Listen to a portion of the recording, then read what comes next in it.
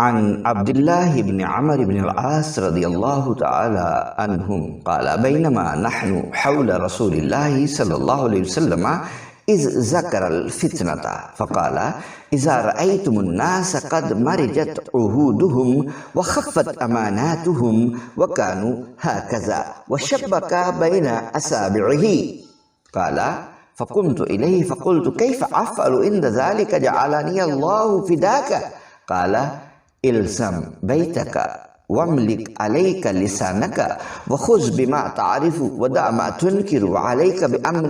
بأمر خاصة نفسك ودع عنك أمر العامة رواه أبو داود والنسائي والطحاوي والحاكم وقال هذا حديث صحيح الإسناد وفي رواية قال وإياك وأعامهم وفي روایت قال وإياک والعامة۔ حضرت عبداللہ بن عمر بن العاص نے روایت کیا ہے ہم رسول اللہ صلی اللہ علیہ وسلم کے ارد گرد حلقہ بنائے ہوئے بیٹھے تھے کہ آپ نے فتنے کا ذکر کرتے ہوئے فرمایا جب تم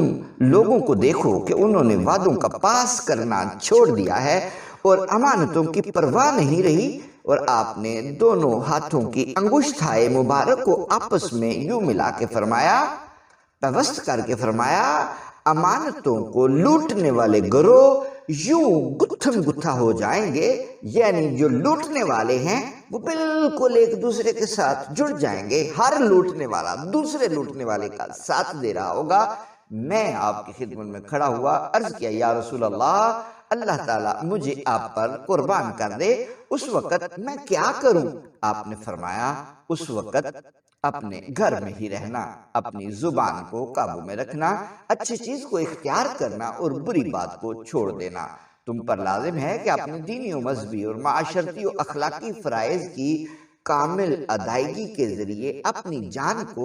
نار جہنم سے بچانے کی خصوصی فکر کرنا